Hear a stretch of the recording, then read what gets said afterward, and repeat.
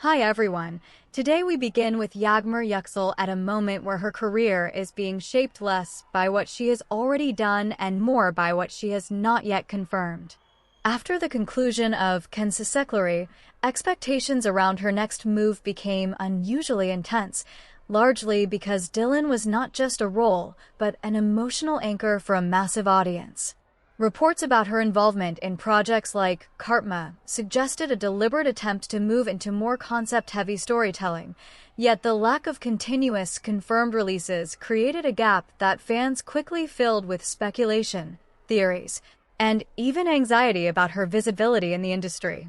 In contrast, Baris' Baktas' transition appeared more structured and externally validated, particularly through his involvement in Kudu's Fatahi, Selahattin Ayubi, which placed him inside a production already recognized for its scale and ambition.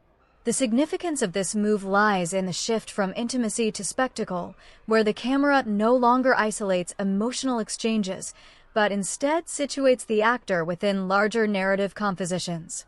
For Baris, this meant that his performance had to adapt to a different rhythm, less about silent tension, more about presence within movement and action.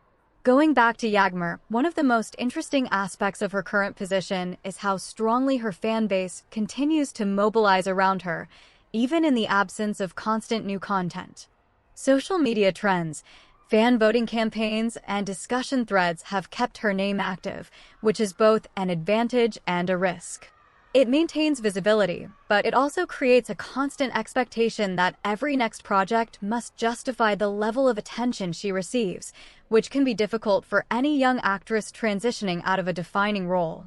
Baris, on the other hand, benefited from a different type of audience expansion, particularly in international markets where historical dramas tend to perform well. Reports of increased popularity in the Middle East indicate that his appeal was not limited to the Kensisekleri fan base, but extended into audiences that may not have followed his earlier work. This diversification is crucial because it reduces dependency on a single project or pairing. Looking at both actors together, it becomes clear that their post-series trajectories are being shaped by entirely different pressures. Yagmur is navigating expectation and scarcity, while Baris is navigating expansion and reinvention. And that leads us to a question that defines many careers at this stage. What is more dangerous? Moving too slowly and risking being forgotten, or moving too quickly and losing the identity that made audiences care in the first place?